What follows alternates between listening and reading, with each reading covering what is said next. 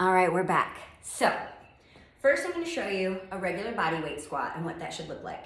Have handy a dumbbell, kettlebell, or gallon of milk, a heavy dictionary, whatever you want to do, because I will be teaching you goblet squats, which will require a weight in front of you, just a little bit, 5 to 15 pounds to counterbalance. So, for body weight squats, you want to make sure your ankles are stretched, your hips are stretched, or you're going to struggle to get into depth.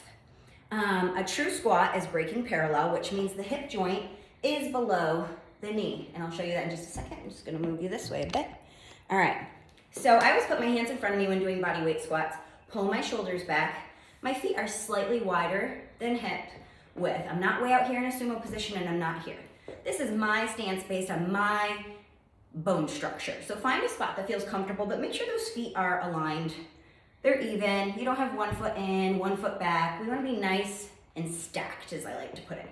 Hands up, chest up, engage the core, and then push those hips back. Sink it down, tripod the feet. That means my pressure is in my toes and my heels and the ball of my foot. Push the hips up underneath you to come up. Down, opening the knees. Again, your knees might collapse. That's just weak glute med and glute min. We'll get into that another time, but just push those knees open on the way down and always keep tension in the glutes. Let's try it this way. Chest up, knees open, sink it, let it come all the way down. Heels should still be on the floor. See, I'm a little bit tight from deadlifting, so I'm tending to round a little bit. That can alleviate with some stretching, but also that's where holding the weight comes into goblet squat.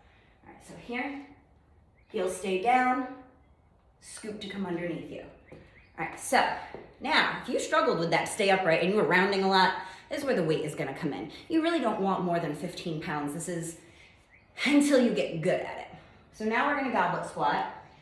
I always hold it either like this to pull the shoulders back, or it's not technically a goblet anymore, but sometimes if we struggle with still rounding, I like to put pressure and squeeze that dumbbell. That's gonna engage the lats and help to keep your chest up. That is a pro tip you won't hear everywhere.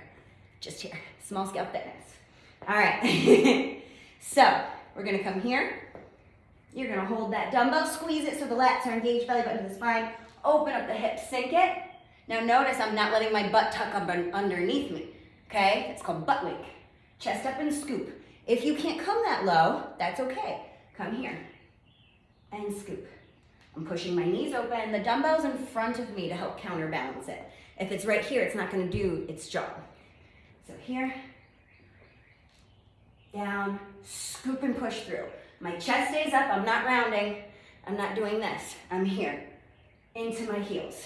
If that's still difficult, you can elevate the heels by putting a plate, a 5-pound plate, or just something thin underneath the heels so you have a little elevation until you build up those glutes.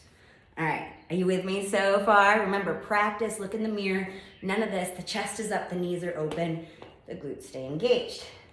So, last thing we're gonna do is split stance. Sometimes these get called kickstand squats, bench squats. But basically, we're gonna rely on one leg to do more of the work than the other. This is a great way to work through any imbalances you might have. Sorry, I'm not liking the angle of this. There we go. Okay, so I'm gonna use my right leg. This is gonna be my main mover. I'm gonna be driving through that heel, but keeping my whole foot planted on the ground.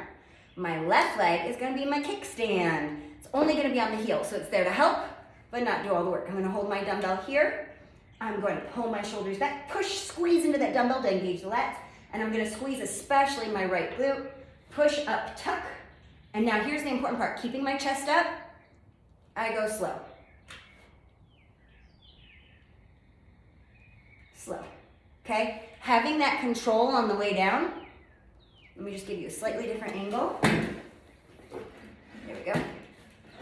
Having that control on the way down, the eccentric is going to help train your glutes to work just as much as the up. Let me switch legs for you. You can kind of see that. Up, try not to use momentum or that swing. We don't want to see any of this. No, no, no, no, okay? Chest up, squeeze. Find that position. You don't want to be too far ahead of you, too far under you. You want to be able to keep that foot planted. Tuck. Slow on the way down. Tuck. Slow on the way down.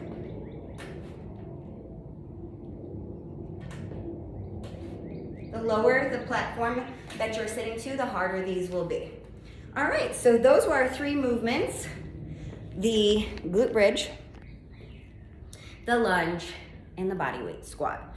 Hopefully you'll get a chance to practice those, and then I will be in a couple days posting a video of some upper body movements and some core. So we haven't done core yet. I might do 4 videos this week depending on how much core I include in this. This is my first time doing these and editing and all of that. So hopefully you enjoyed it. Practice, and I will see you in the next video, and hopefully on Friday to get that working on.